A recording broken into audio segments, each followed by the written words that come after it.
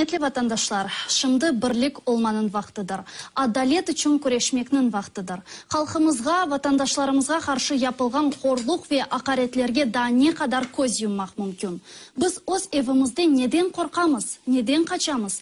Ana toprağımız atalarımızdan emanettir bizge. Bağ bahçelarını bir vakitlar olar ekti, osturdu. Dağlardaki yollarda olarının izi var. Toprak altında kemikleri var. Bu emanetke sahip çıkmalımız. Öz vatanımızda şimdi düşman bizni gayip eti. Akaretler, hapishane, tıntuv, baskın, tehlike. Bularga da ne kadar susacakmız? Korku yüreklerimizde da ne kadar sarıp alacak?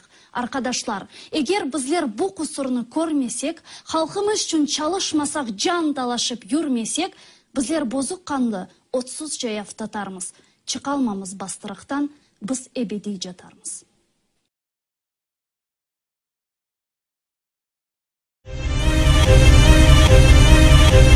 Korku nedir bilmeyiz biz dağların erleri. Yuva yaptık göklere, baş döndüren yerlere. Engel tanımaz aşarız yüce engin dağları. El verir uzanırız mor siyah bulutlara. Ben Türk komandosuyum, düşmanı çelik pençemle ezerim. Her yerde ben varım, havada, karada, denizde, her zaman ve her yerde. Hazır, daima hazır, hazır, daima hazır. Kim?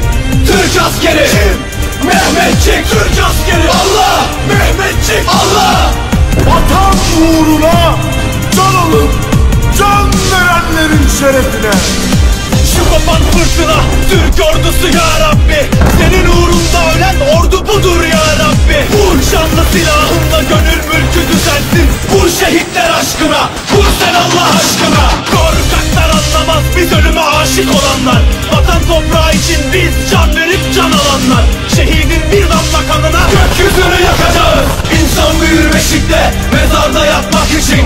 Kahramanlar can verir, yurdu yaşatmak için. Zemin kan kırmızı, ay yıldızı ak. O mübarek bayrak, işte bu bayrak. Vatan sana canım feda, arşa açtık elleri. Sen muzaffer et bizi Mehmetçi ya Rabbi, korkma. Sönmez bu şafaklarda yüzen al sancak. Dalgalanacak bu bayrak, yankılanacak ezanlar. Yatacak yer bulamayacak her kimin gözü varsa. Mehmetçik tutar sözünü, eğer bir sözü varsa. Ezilecek başı, hain hangi delikteki yılansa. Gerisi teferruattır, söz konusu vatansa. Ne? Mutlu Türk'üm diyene ezan dinmez, bayrak inmez, şehitler ölmez, vatan bölünmez.